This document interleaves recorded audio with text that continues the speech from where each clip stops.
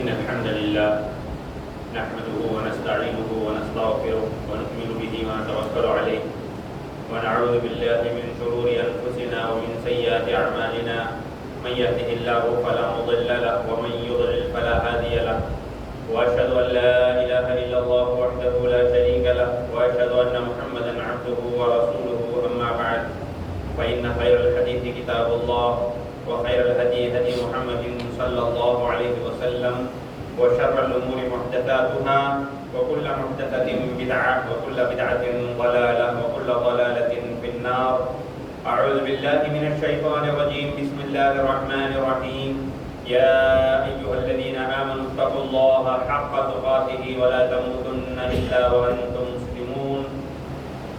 يا أيها الناس اتقوا ربكم الذي خلقكم من نفس واحدة وخلق منها زوجها وبث منهما رجالا كثيرا ونساء واتقوا الله الذي تساءلون به والأرحام إن الله كان عليكم رقيبا. يا أيها الذين آمنوا اتقوا الله وقولوا قولا سديدا يصلح لكم أعمالكم ويغفر لكم ذنوبكم ومن يطع الله ورسوله فقد فاز فوزا عظيما. وقال عز وجل إنا هديناه السبيل إما شاكرا وإما كفورا. محترم اسلامی بھائیوں، ماں اور بہنوں، رب العزت کا شکر احسان ہے کہ اللہ تبارک و تعالیٰ نے ہمیں انسانوں میں پیدا کیا، مسلمان بنایا اور جمعے کے خطبہ سننے کے لیے آج ہم یہاں صحت و سلامتی کے ساتھ ہمیں یہاں حاضر فرمایا. لاکھوں درود و سلام و تمام انبیاء علیہم الصلوۃ والسلام پر، خصوصاً پیارے نبی صلی اللہ علیہ وسلم پر، جن کی محنتوں اور کوششوں سے آج ہم اسلام پر عمل کرنے کے لائق بنے ہوئے ہیں. اللهم صل على محمد وعلى آل محمد كما صليت على إبراهيم وعلى آل إبراهيم إنك حميد مجيد. اللهم بارك على محمد وعلى آل محمد كما باركت على إبراهيم وعلى آل إبراهيم إنك حميد مجيد. محترم بھائیوں، جیسے کہ ہم سب جانتے ہیں، اللہ تبارک و تعالیٰ نے اس دنیا کے اندر انسانوں کو پیدا کیا تو اس کا ایک خاص مقصد ہے. انسانوں کو پیدا کر کے اللہ تبارک و تعالیٰ نے ایسے ہی چھوڑ نہیں دیا. اللہ نے انسانوں کو پیدا کرنے کا ایک خاص مقصد بتایا اور وہ مقصد ہے مقصد بندگی.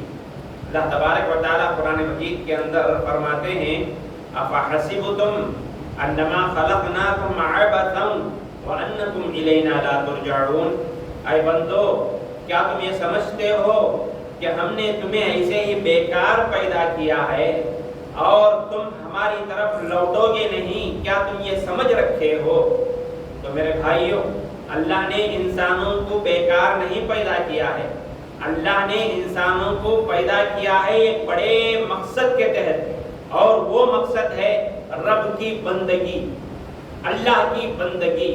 اس بندگی کے خاطر اللہ نے انسانوں کو پیدا کیا. وما خلقت الجن والانس الا ليعبدون. میں نے جن و انس کو نہیں پیدا کیا صرف اور صرف میری عبادت کے خاطر.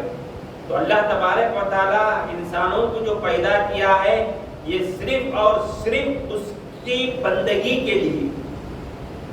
باقی اس دنیا کے اندر جتنی چیزیں ہیں، جتنی چیزیں ہیں، یہ اس بندگی کی تکمیل کے لیے اللہ نے پیدا کیا. یاد رکھو، جتنی بھی چیزیں ہیں، یہ مال و متاع اللہ تبارک و تعالیٰ نے پیدا کیا ہے اس بندگی کی تکمیل کے لیے. انسان کھاتا ہے، انسان پیتا ہے، انسان صحت مندی کی زندگی گزارتا ہے صرف اور صرف اللہ کی اطاعت مکمل طور پر بجا لانے کے لیے. میں کھاتا ہوں، میں پیتا ہوں، میں اچھی زندگی گزارتا ہوں تاکہ میں صحت و سلامتی کے ساتھ رب کی بندگی اور اچھی طریقے سے کیا کروں. یہ مقصد ہے اصل. اللہ نے انسان کو پیدا کیا ہے اس کی بندگی کے لیے، اس کی عبادت کے لیے، شریعت کے مطابق چلنے کے لیے. باقی جتنی چیزیں ہیں، جتنا مال ہے، جتنا متاع ہے، دنیاوی عیش و عشرت ہے، یہ سب اس کی تکمیل کے لیے. تو معلوم یہ ہوا انسان کی زندگی کا مقصد رب کی بندگی ہے. بھائیو،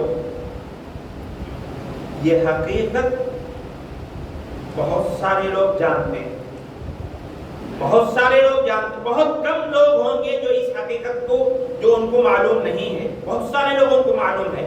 معلوم یہ ہے ہم اس دنیا کے اندر آئے ہیں رب کی بندگی کے لیے. معلوم ہے انہیں، جانتے ہیں، وہ پہچانتے ہیں ان سب چیزوں کو، سنتے ہیں ان سب چیزوں کو، معلوم ہے انہیں یہ ساری چیزیں.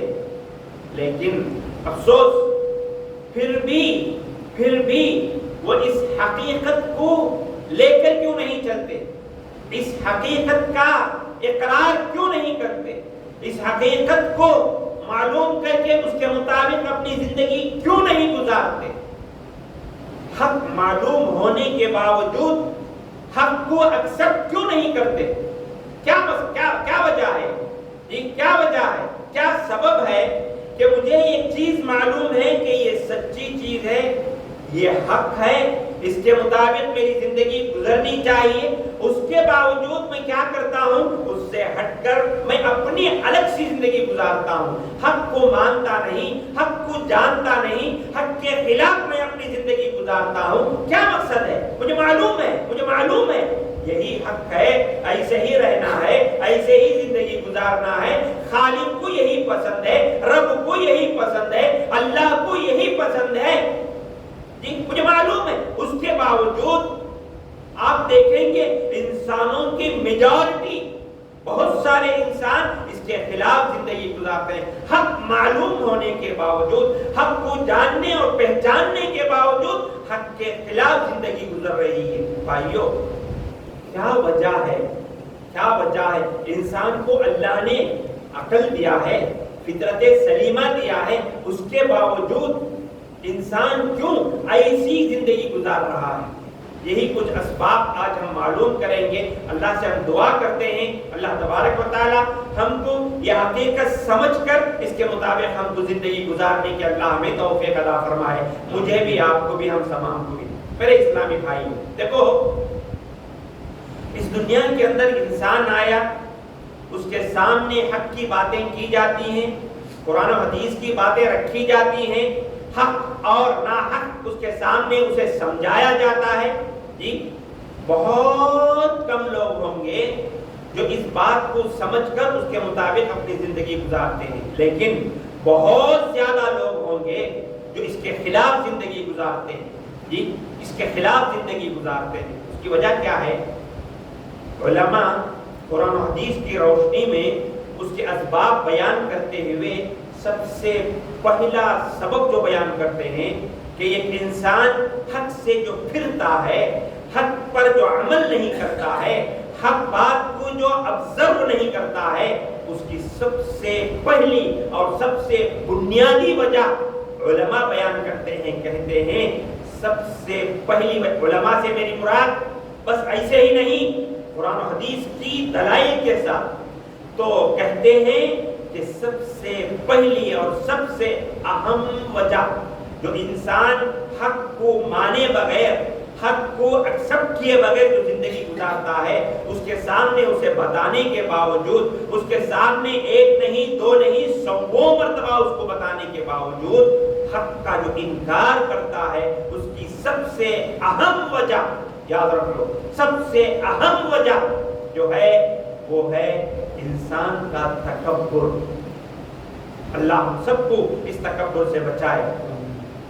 تکبر انسان کے اندر جب بڑپنا آتا ہے، انسان کے اندر جب اعجاب فی النفس، اپنے آپ کو جو اچھا سمجھتا ہے نا، میں بڑا، میری ہر چیز اچھی، میری بات اچھی، میری بات پکی، میں جو کچھ کرتا ہوں وہ صحیح کرتا ہوں، میرے خلاف کوئی کچھ نہیں بول سکتا، کچھ نہیں کر سکتا، میں جو کچھ بولتا ہوں، کرتا ہوں، کر دکھاتا ہوں، سب سچ ہے. تکبر، غرور، جب اس قسم کے انسان کے سامنے جب دین کی بات رکھی جاتی ہے، جی اسلام کی بات رکھی جاتی ہے، شریعت کی بات رکھی جاتی ہے، سچی اور حق بات جب رکھی رکھی جاتی ہے، اعراض کرتا ہے اس سے، اپنے آپ کو بڑا سمجھتا ہے نا، وہ اپنے آپ کو بڑا سمجھتا ہے، تکبر اس کے دل کے اندر جڑ پکڑ گیا ہے، وہ کسی کی بات ماننے کے لیے تیار نہیں، اپنے آپ کو وہ بڑا سمجھتا ہے، کسی کی بات کو ماننے کے لیے تیار، میری بات صحیح۔ میرے اسلامی بھائیوں، یہ پہلی وجہ ہے کہ جب اس کے سامنے دین کی شریعت کی بات رکھی جاتی ہے تو ماننے کے لیے تیار نہیں ہوتا، پہلی وجہ ہے تکبر۔ قرآن حدیث سے ہمیں اس کے بہت سارے دلائل ملیں گے۔ آپ جب اللہ تبارک و تعالیٰ نے سب سے پہلے آدم علیہ السلام کو اپنے ہاتھوں سے پیدا کیا، مٹی سے پیدا کیا، سارے فرشتوں سے جو ہے کہا کہ تم آدم کو سجدہ کرو، ساروں نے سجدہ کیا، ابلیس سجدہ کرنے سے منع کر دیا، کرنے راضی نہیں ہوا، سجدہ نہیں کیا۔ اللہ نے کہا میں نے تجھے حکم دیا، تو نے کیوں سجدہ نہیں کیا؟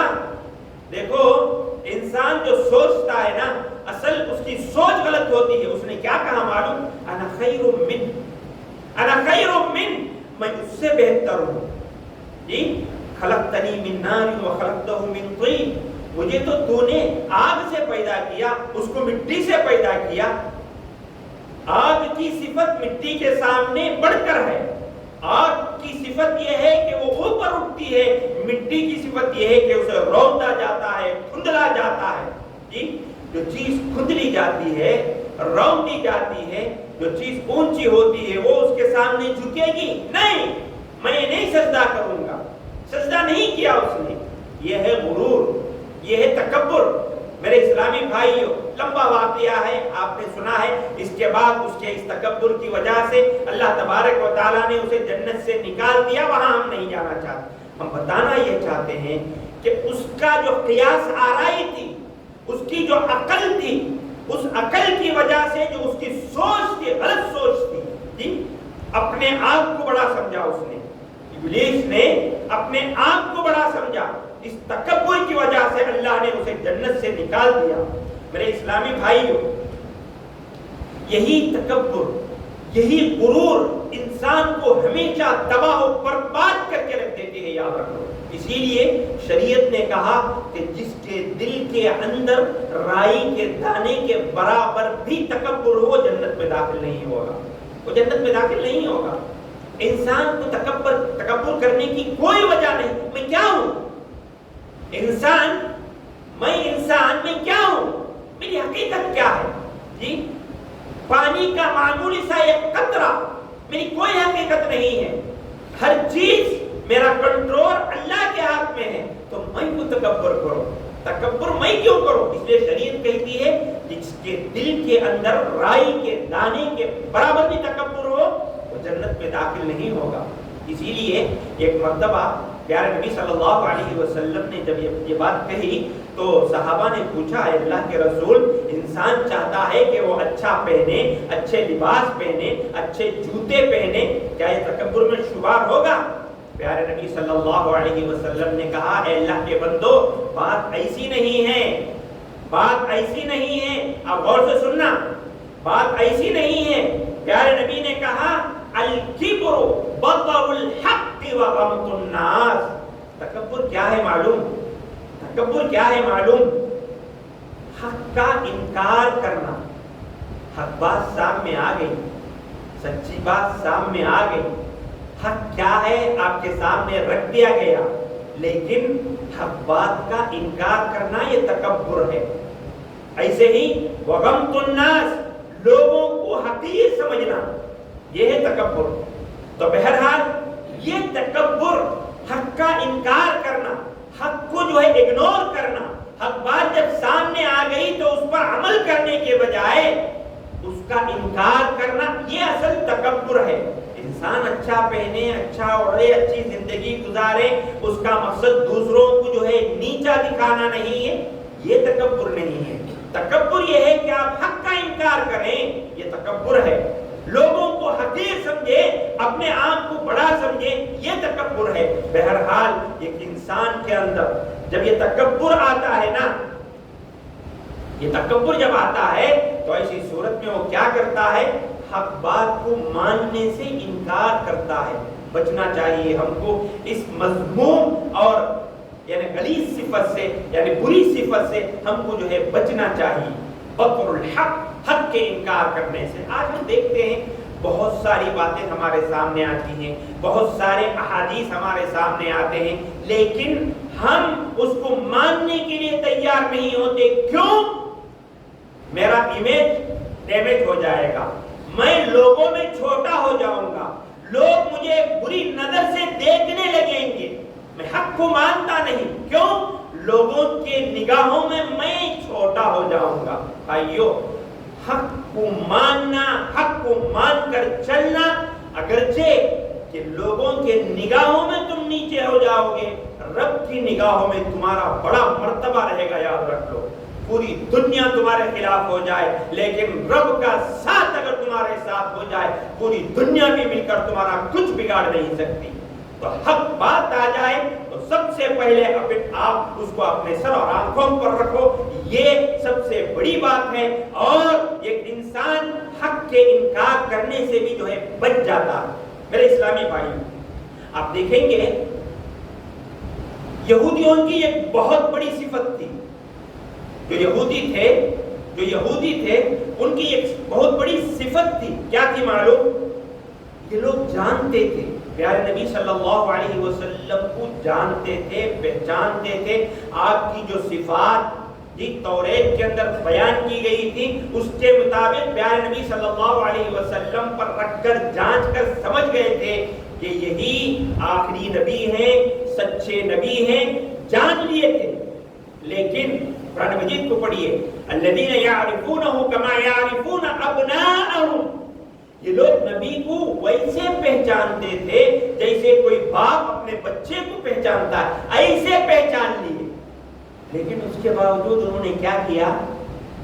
انہوں نے آپ کا انکار کیا، آپ پر ایمان نہیں لائے. کیوں؟ جب وہ آپ پر ایمان لائیں گے تو ان کا امیج خراب ہو جائے گا. تو اس لیے ایمان نے حق جاننے کے باوجود، حق پہچاننے کے باوجود ان لوگوں نے پیارے نبی پر ایمان نہیں لائے. یہ غرور، یہ تکبر، یہ فخر، اس سے بڑی بات کیا ہو سکتی ہے؟ ذرا غور سے سننا. پیارے نبی صلی اللہ علیہ وسلم کے ایک صحابی ہیں، یہ ان کا نام ہے مسور بن مخرمہ. یہ ابو جہل کے بھانجے ہیں. یاد رکھ لیجیے کون ہیں؟ ابو جہل کے بھانجے ہیں. یہ ایک مرتبہ مسور بن مخرمہ ابو جہل کے پاس آتے ہیں، آ کر پوچھتے ہیں مجھے ماموں آپ مجھے یہ بتائیے، ماموں بولتے ہیں نا، ماموں آپ مجھے یہ بتائیے کہ یہ جو نئے نبی آئے ہیں ان کے بارے میں آپ کا کیا خیال ہے؟ یہ کیسے ہیں؟ یہ سچے ہیں یا جھوٹے ہیں؟ کیسے ہیں یہ؟ تو ابو جہل کہتا ہے وہ تو سچے نبی ہیں. تو مسور بن مخرمہ پوچھتے ہیں تو پھر کیوں تم ان پر ایمان نہیں لائے؟ دیکھو، غور کرنے کی بات ہے. ایک بات پہ غور سے سنو. ابو جہل کہتا ہے بیٹا دیکھو، ہمارا قبیلہ اور ان کا قبیلہ دونوں ایک ہے، دونوں ایک ہی قبیلے کے تھے. ہمارا اور ان کا قبیلہ دونوں ایک ہی ہے. ہم بھی حاجیوں کو کھانا کھلاتے تھے، پانی پلاتے تھے، بیت اللہ کی خدمت کرتے تھے. اور وہ لوگ بھی، محمد صلی اللہ علیہ وسلم کے خاندان والے بھی لوگوں کو، حاجیوں کو کھانا کھلاتے، پانی پلاتے، بیت اللہ کی خدمت کیا کرتے تھے. لیکن قبیلہ قریشی کا ایک ہی تھا، لیکن ان کے الگ الگ دھڑے تھے. ان کا الگ دھڑا، ان کا الگ دھڑا. جیسے آج کل ہم بولتے ہیں نا پورے ہم لوگ ایک ہی ہیں، نوائتوں کے الگ الگ خاندان ہیں نا تو ویسے ہی قریشی بڑا ایک قبیلہ تھا، اس کے الگ الگ دھڑے تھے. تو ابو جہل کا دھڑا الگ، پیارے نبی صلی اللہ علیہ وسلم کا دھڑا الگ. تو اب ابو جہل کہتا ہے کہ ہم بھی وہی کام کرتے تھے، وہ لوگ بھی وہی کام کرتے تھے، لیکن ان کے قبیلے میں سے جو ہے ایک انسان اٹھتا ہے اور وہ کہتا ہے کہ میں اللہ کی طرف سے بھیجا گیا نبی ہوں. اب ان کا درجہ اونچا ہو گیا. دونوں ایک ہی کام کرتے تھے، لیکن اب نبی ان کے قبیلے میں آنے کی وجہ سے ان کا مرتبہ اونچا ہو گیا اور ہم اس سے جو ہے نیچے ہو گئے. ہم کیسے ایمان لائیں؟ دیکھو یہ غرور، حق معلوم ہو گیا، حق کا اقرار کر رہا ہے وہ، اس کے باوجود کیا کہہ رہا ہے؟ ہمارا قبیلہ ان کے قبیلے سے نیچا ہو جائے گا، اس لیے ہم وہ حق کو ماننے سے انکار کیے. ماموں بتا رہا ہے کس کے پاس؟ بھانجے کے پاس. سمجھ میں آیا آپ کو؟ معلوم یہ ہوا میرے بھائیوں، جب حق بات آ جائے نا، حق بات جہاں بھی ہو، جو بھی کہے، بات اگر حق ہے، سچی ہے، پکی ہے، مان لو. یہ نہیں کہ یہ عالم صاحب بول رہے ہیں، یہ مت دیکھو کہ بولنے والا کون ہے، یہ دیکھو کہ بولی جانے والی بات کیسی ہے اور کس کے ذریعے سے بتائی جا رہی ہے. یہ ہمیشہ ہمارے ذہن میں ہونا چاہیے. یہ نہیں ہوگا تو ایسی صورت میں ہمارے دل کے اندر غرور پیدا ہوگا، تکبر پیدا ہوگا، اور ہم چاہیں گے کہ ہماری بات ہی اونچی رہے اور سامنے والے کی بات نچلی رہے. یہ پہلا سبب ہے کہ ایک انسان کے سامنے جب حق بات آ جاتی ہے، اس حق بات سے انکار کرنے کی کوشش کرتا ہے. سبب اس کا غرور، اس کا تکبر، اس کا فخر ہے، جس سے شریعت ہمیں روکتی ہے. دوسری بات جو ہم سب میں بہت زیادہ ہے، جی سچی بات سامنے آ گئی، حق بات سامنے آ گئی، ہم ماننے کے لیے تیار کیوں نہیں ہوتے؟ ہمارے بڑوں کی تقلید، باپ دادا کی تقلید، خاندان والوں کی پیروی.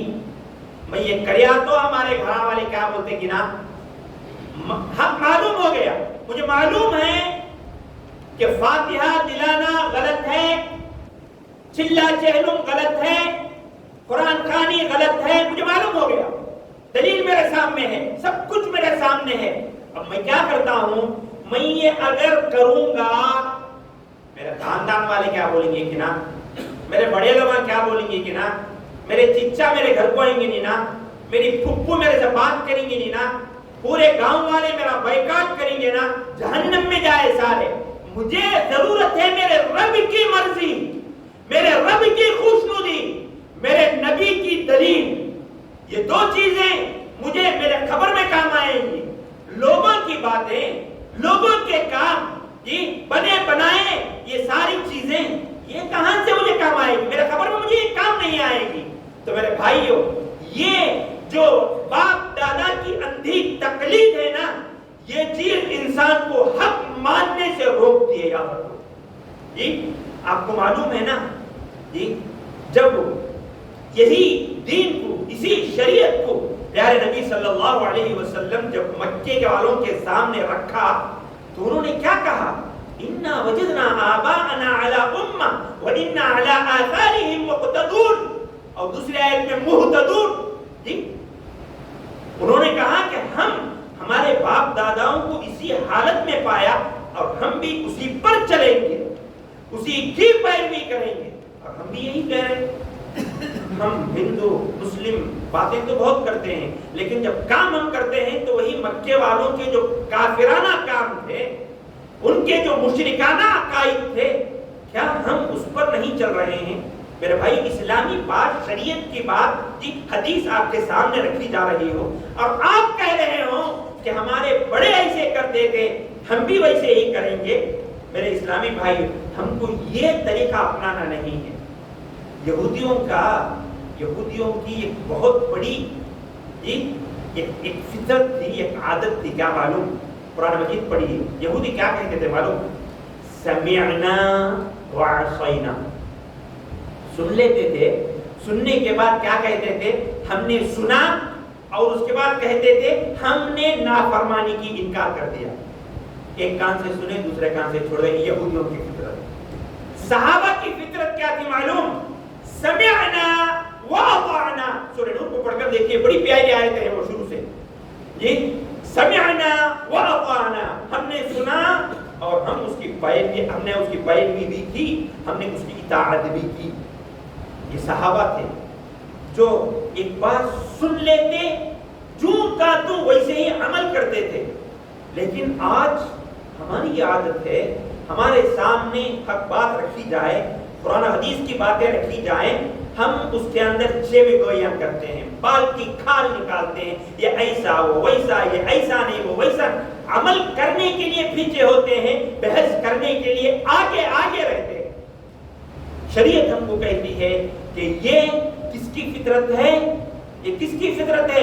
اسلام سے پہلے رہنے والے جاہل لوگوں کی فطرت ہے۔ ہمارا یہ وقیرہ ہونا چاہیے، ہمارا یہ طریقہ ہونا چاہیے، جب کبھی بھی ہمارے سامنے حق بات رکھ دی جائے، قرآن کی بات رکھی جائے، حدیث کی بات رکھی جائے، سر اور آنکھوں پر رکھ کر اس پر بحث و مباحثہ کیے بغیر عمل کرو ان چیزوں پر، عمل کرو ان چیزوں پر، یہ ہم کو شریعت بتاتی ہے۔ میرے اسلامی بھائیوں، یہاں رک کر میں ایک بات ضرور بتاؤں گا، بہت دنوں سے مجھے بتانا بھی چاہیے تھا، بیچ میں بتایا بھی گیا ہے، میں پھر بھی وہ بات آپ کے سامنے رکھنے کی کوشش کروں گا۔ کیا ہے؟ شریعت ہم کو کہتی ہے،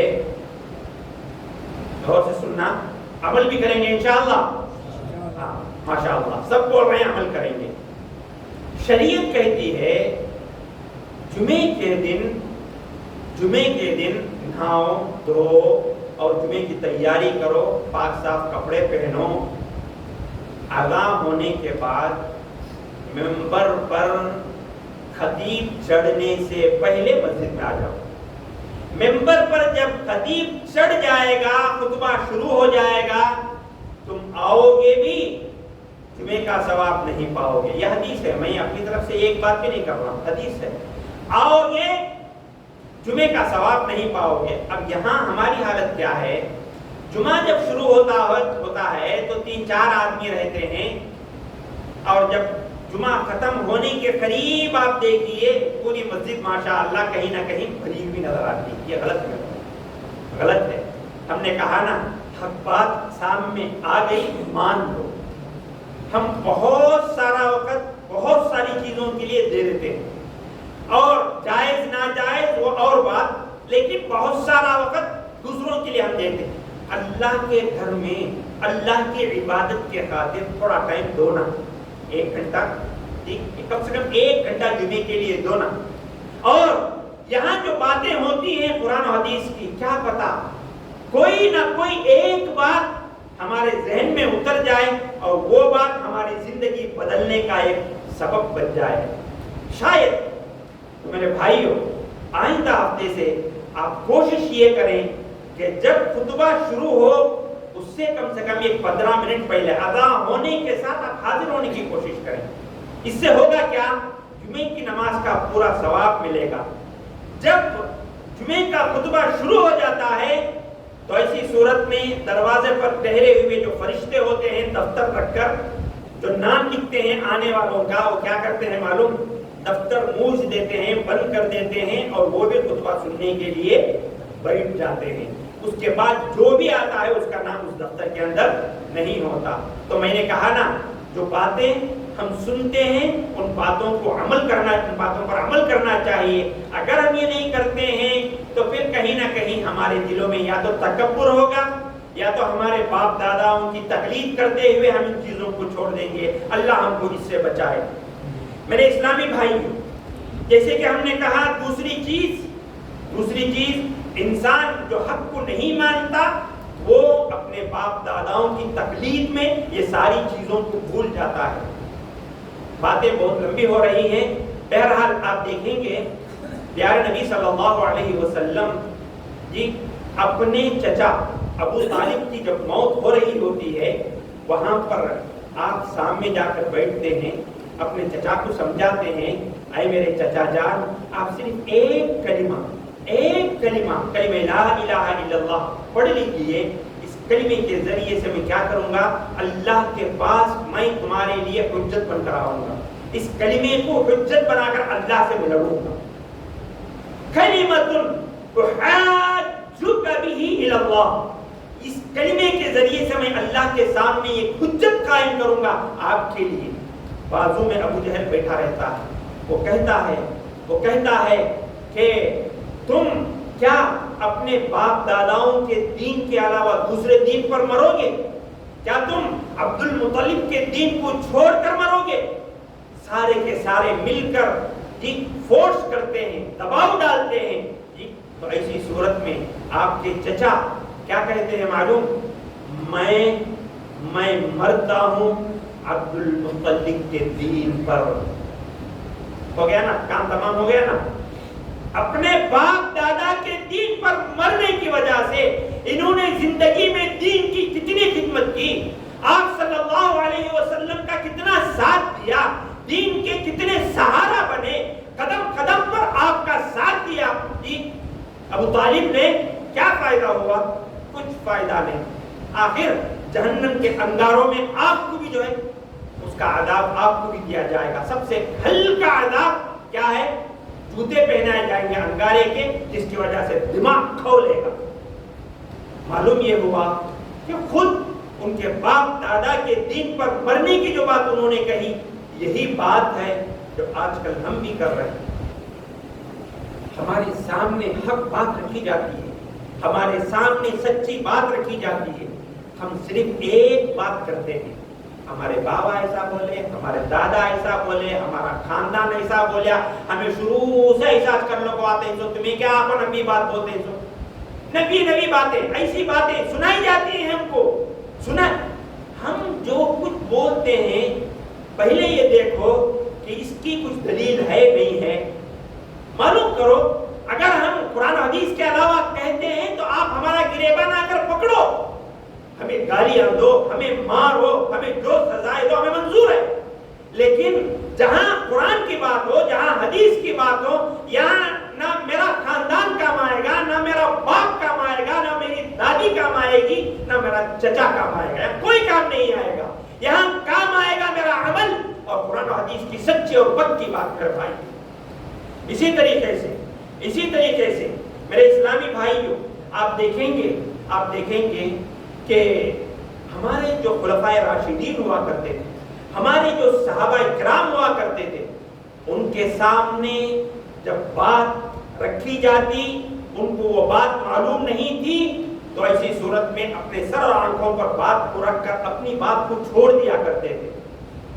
ائمہ کرام کو تو چھوڑیے، اس سے پہلے خلفائے راشدین جن کی بات کو ماننے، جن کی پیروی کرنے کی ہم کو تاکید کی گئی، ایسے خلفائے راشدین کے بارے میں آتا ہے جب ان کے سامنے صحیح حدیث آ گئی تو وہ اپنے عمل کو چھوڑ دیتے تھے اور حدیث کو لے کر اس پر وہ لوگ عمل کیا کرتے تھے۔ جی کئی اس کی مثالیں آپ کو مل جائیں گی۔ جی دیکھو، ابن عباس رضی اللہ تعالی عنہ کی روایت ہے، حضرت عمر رضی اللہ تعالی عنہ حج تمتع کو مانتے نہیں تھے۔ حج تمتع کیا جانتے ہیں؟ ایک حاجی یہاں سے جانے کے بعد احرام باندھ کے جاتا ہے، وہاں پہلے عمرہ کر لیتا ہے، عمرہ کرنے کے بعد اپنا احرام کھول لیتا ہے، اس کے بعد عام آدمی کی طرح وہاں وہ زندگی گزارتا ہے، پھر 8 ذی الحجہ جب آتا ہے تو اس وقت جو ہے پھر دوسرا احرام باندھتا ہے، وہاں سے وہ حج کرنا شروع کر دیتا ہے، 2 احرام، سمجھے؟ تو اس کو حج تمتع کہا جاتا ہے۔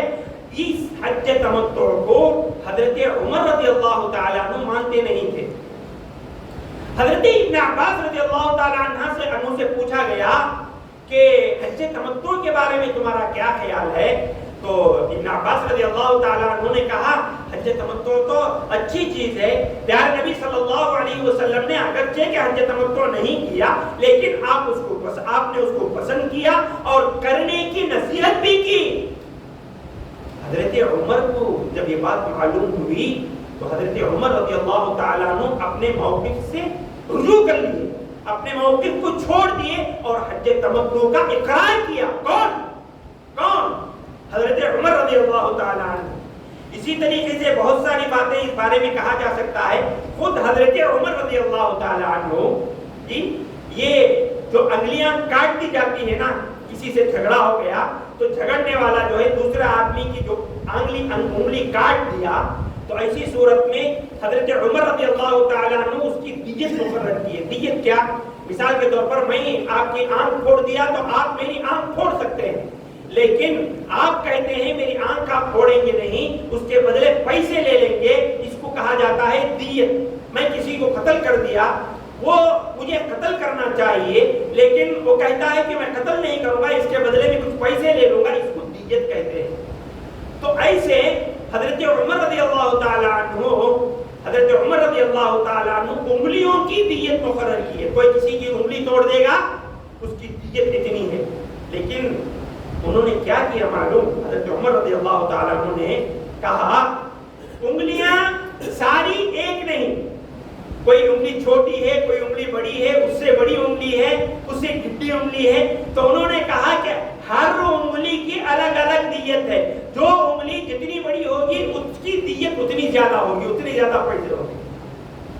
تو یہ بات بھی حضرت عمر رضی اللہ تعالیٰ عنہ نے طے کی، لیکن صحابہ رضوان اللہ علیہم اجمعین انہوں نے کہا کہ پیارے نبی صلی اللہ علیہ وسلم نے فرمایا کہ یہ انگلیاں سب برابر ہیں، انگلیاں سب برابر ہیں، چھوٹی بڑی کا کوئی اعتبار نہیں، انگلیوں کے لیے دیت بھی برابر ہونی چاہیے۔ حضرت عمر نے کہا یہ بات میرے سر اور آنکھوں پر، یہ بات میرے سر اور آنکھوں پر، ساری انگلیوں کی دیت ایک مقرر کی۔ یہ علمی بحث ہے، اگرچہ شاید آپ کے سمجھ میں نہ آئی ہو، لیکن انہوں نے جب ان کو حدیث نہیں معلوم تھی انہوں نے کہا کہ انگلیوں کی دیت الگ الگ، انگلی کی الگ الگ دیت ہے۔ جب حدیث سامنے آ گئی انہوں نے اپنے موقف کو چھوڑ دیا اور صحابہ کی جو حدیث پیارے نبی صلی اللہ علیہ وسلم سے بیان کی گئی اس حدیث پر عمل کر کے کہا کہ سب انگلیوں کی دیت ایک ہے۔ معلوم یہ ہوا میرے بھائیوں، یاد رکھ لو یہ جو علم ہے، یہ علم اللہ کی ایک بہت بڑی دولت ہے، اور ہر عالم ضروری نہیں کہ اسے ساری چیزیں معلوم ہوں، ہر عالم کو دین کی ساری چیزیں معلوم ہونا کوئی ضروری نہیں۔ کوئی عالم چھوٹا عالم ہوگا، اس سے بڑا علم رکھنے والا دوسرا عالم ہوگا، اس سے بڑا علم رکھنے والا کوئی ایک اور عالم ہوگا جی۔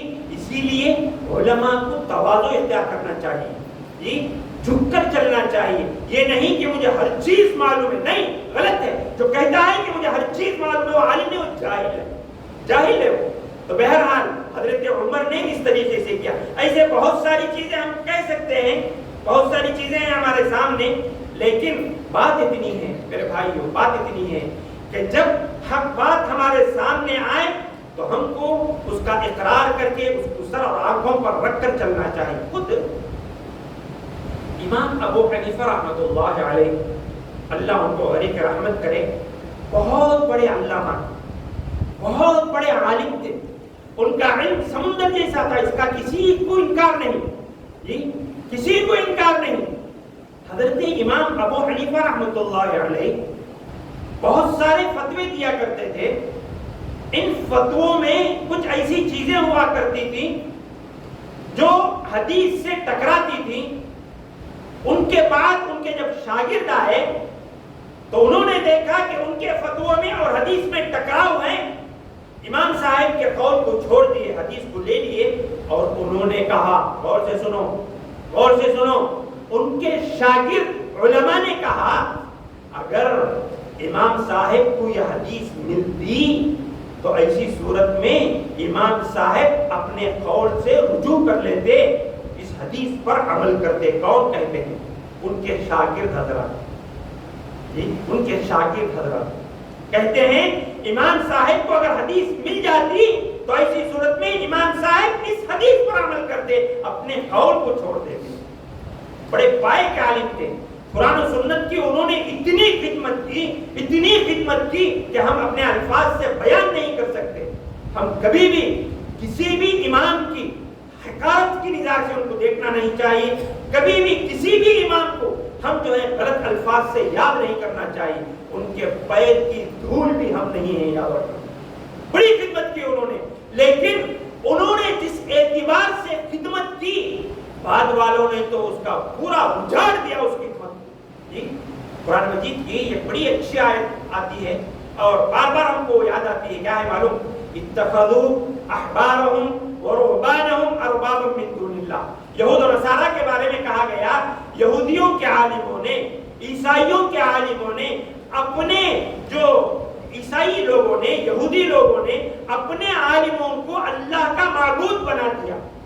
تو ایسی صورت میں جب یہ حدیث اتری تو عدی بن حاتم رضی اللہ تعالیٰ عنہ پیارے نبی صلی اللہ علیہ وسلم کے پاس آ کر پوچھتے ہیں انہوں نے تو ان کو سجدہ نہیں کیا, انہوں نے تو ان کے سامنے جھکے نہیں, پھر کیسے رب بنا دیے, کیسے رب بنا دیے؟ پیارے نبی صلی اللہ علیہ وسلم نے پوچھا کیا وہ لوگ جب ان کے علماء جب کسی چیز کے حلال چیز کو حرام کہتے کیا یہ لوگ حرام مان کر اس پر نہیں چلتے تھے؟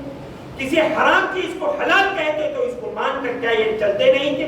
عدی بن حاتم نے کہا ہاں ایسے ہوتا تھا, شریعت کے خلاف جب وہ لوگ بولتے تھے یہ لوگ کر لیتے تھے. پیارے نبی نے کہا یہی تو رب ماننے کا, یہی تو انہوں نے رب مانا ہے, یہی تو رب ماننے کا مطلب ہے.